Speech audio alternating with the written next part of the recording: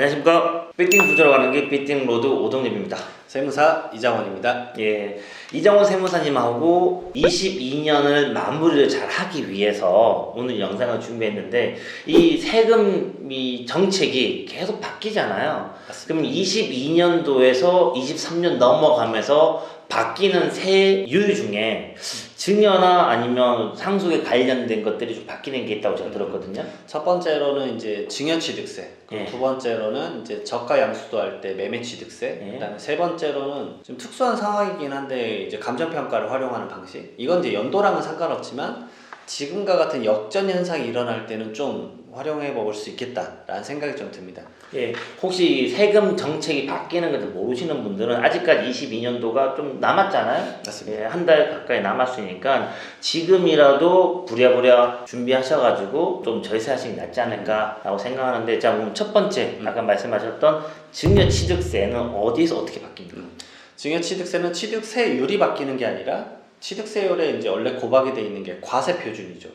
그렇죠. 그래서 2022년도까지는 과세 표준이 아파트를 예시로 들면은 공동주택 가격이었습니다. 말 그대로 이제 개별주택 가격이나 공동주택 가격은 뭐 재산세나 종부세 과세 기준이 되는 금액이잖아요. 그래서 일반적인 케이스면 뭐 아파트 시세가 20억이면 공동주택 가격은 뭐 한 14억 뭐 이 정도였죠, 대부분. 그래서 좀 더 낮은 수치의 취득세율을 고발하는 상황이었죠. 왜냐하면 증여취득세는 무상이기 때문에 이 금액을 갖다 썼거든요.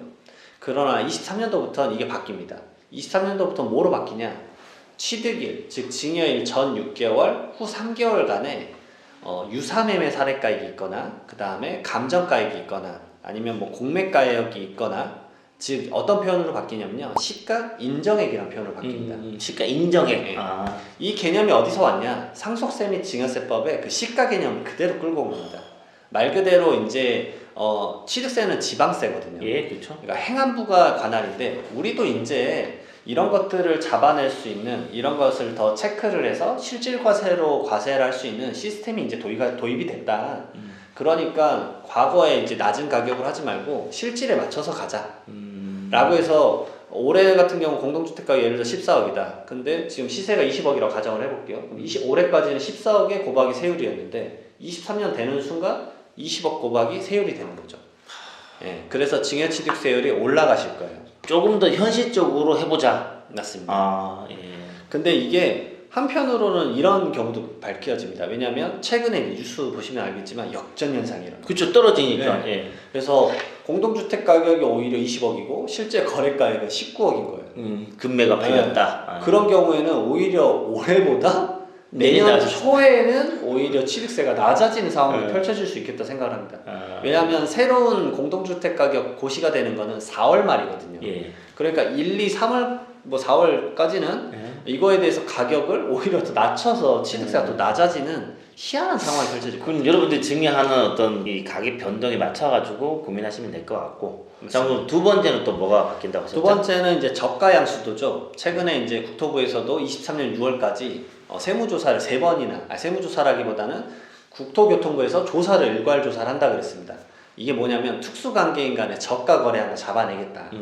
그래서 거기 보도자료 예시가 뭐냐면 31억 원짜리 아파트인데 자녀한테 22억에 싸게 파는 거예요. 22억에. 근데 전세가 21억이고 실질적으로 얹어서 주는 현금이 1억 원이에요. 그렇죠. 그리고 1억도 다시 주고 다시 돌려주고. 그러면 이런 거래를 하게 되면은 이제 양도소득세, 간단하게만 좀 말씀을 드리면 예. 양도세는 22억이 아니라 31억 원으로 계산이 됩니다. 예. 예, 특수관계인 간 거래고 시가의 5%랑 그 다음에 3억 원 이상 차이가 나면 시가로 가겠다. 그렇죠. 그 다음에 두 번째 증여세는 특수관계인 간의 거래고, 그 다음에 이 차이가 시가의 30%와 3억 원 이상 차이가 나면 그 차익 부분에 대해서 증여세를 추징을 하거든요. 근데 이제 제가 말씀드리고자 하는 부분은 뭐냐면 매매 취득세입니다. 그러면 이런 상황이 펼쳐졌을 때 올해까지는 22억 고박이 매매 취득세율로 자녀가 취득세를 내요. 근데 내년이 되면 이것도 시가 개념으로 가겠다. 말씀드렸던 정말 실질과세에 맞춰서 가겠다라고 해서 내년 1월 1일이 되는 순간 31억 원 고박이 취득세율이 과세가 되는 겁니다. 그렇기 때문에 취득세율도 당연히 올라갈 수밖에 없습니다. 이 부분에 대해서 이제 미리 우려하는 바가 많아서 사실은 정말 문의가 쏟아집니다. 지금 사실 다 제가 다 못하고 있을 정도거든요. 연말에 지금 뭐 날짜도 많이 안 남았으니까 빨리빨리 준비하시는 분 많이 계시겠죠. 네, 그래서 이거에 대해서 많이들 문의 주시고 진짜 실질적으로 실행하시는 분들도 많고요. 저가 형수도 거래는 다양하게 체크하실 사항들이 많기 때문에 항상 꼼꼼히 좀 챙기셨으면 좋겠어요. 그리고 방금처럼 눈 가리고 아웅식으로 다시 뭐 돈 돌려주고 리턴하고 이러면, 그러지 마세요. 그러면 이게 결국은 다 증여로 볼 수 있기 때문에 더 큰 세액이 이제 추징될 수 있다라는 점. 그리고 또 마지막 세 번째.